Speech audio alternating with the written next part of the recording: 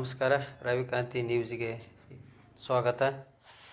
ಇವತ್ತು ನಿಮ್ಮೆಲ್ಲರ ಗಮನಕ್ಕೆ ಒಂದು ಚಿಕ್ಕೋಡಿ ಒಳಗೆ ಇರ್ತಕ್ಕಂಥ ಇಂದಿರಾ ಕ್ಯಾಂಟೀನ್ದು ಒಂದು ಒಳ್ಳೆ ಸುದ್ದಿ ತೊಗೊಂಬಂದೀನಿ. ಕಾಂಗ್ರೆಸ್ ಸರ್ಕಾರದ ಒಂದು ಯೋಜನೆ ಒಳಗೆ ಇಂದಿರಾ ಕ್ಯಾಂಟೀನನ್ನು ನಿರ್ಮಾಣ ಮಾಡಿರೋದು ಪ್ರತಿಯೊಂದು ತಾಲೂಕದೊಳಗೆ ನಿರ್ಮಾಣ ಆಗಿದಾವೆ. ಸಂಬಂಧಪಟ್ಟಂಗೆ ನಮ್ಮ ತಾಲೂಕದಲ್ಲೂ ಚಿಕ್ಕೋಡಿ ತಾಲೂಕದಲ್ಲಿ ಒಳಗೆ ಬಿ ಒ ಆಫೀಸ್ ಆವರಣದೊಳಗೂ ಒಂದು ನಿರ್ಮಾಣ ಆಗೈತಿ. ಆದ್ರೆ ಉದ್ಘಾಟನೆಯನ್ನು ಭಾಗ್ಯನ ಪಡೆದಿಲ್ಲ ಅದು ಇಂದಿರಾ ಕ್ಯಾಂಟೀನ್. ಯಾಕಪ್ಪ ಅಂತಂದ್ರೆ ಅಧಿಕಾರಿಗಳಾಗಲಿ ಮತ್ತು ಜನಪ್ರತಿನಿಧಿಗಳ ಒಳಗೆ ಏನು ನಡೆದನ್ನು ತಿಳಿವತ್ತಾಗೈತಿ. ಯಾಕಂದ್ರೆ 4 ತಿಂಗಳಾತ ಇದನ್ನು ನಿರ್ಮಾಣ ಮಾಡಿ. ಅದ್ರ ಮುಂದೆ ನೋಡ್ರಿ ಎಷ್ಟು ಸ್ವಚ್ಛ ಇಟ್ಟಾರ ನೋಡ್ರಿ ಅಧಿಕಾರಿಗಳು ರೀ. ನೋಡ್ರಿ ಒಂದು ಸ್ವಲ್ಪ ಕಣ್ಣು ಆರಿಸ್ರಿ, ಎಷ್ಟು ಸ್ವಚ್ಛ ಇಟ್ಟಾರ. ದಿವಂಗತ ಇಂದಿರಾ ಗಾಂಧಿ ಅವರು ಮುಂದೆ ಎಷ್ಟು ಸ್ವಚ್ಛ ಇಟ್ಟಾರ ನೋಡ್ರಿ. ಪಾಪ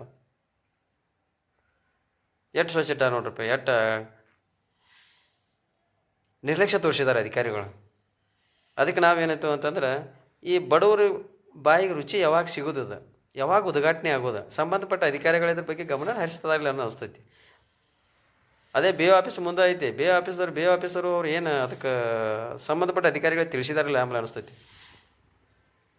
ಮತ್ತು ಇದೇನು ಪುರಸಭೆ ವ್ಯಾಪ್ತಿಗೆ ಬರ್ತೈತೆ. ಆಮೇಲೆ ಮುಖ್ಯಾಧಿಕಾರಿಗಳೇನು ಮಲ್ಕೊಂಡವರು ಏನು ಮಾಡಿದವರು ಅದು ತಿಳಿಯಾಗ್ತಾ ಇರಲ್ಲ.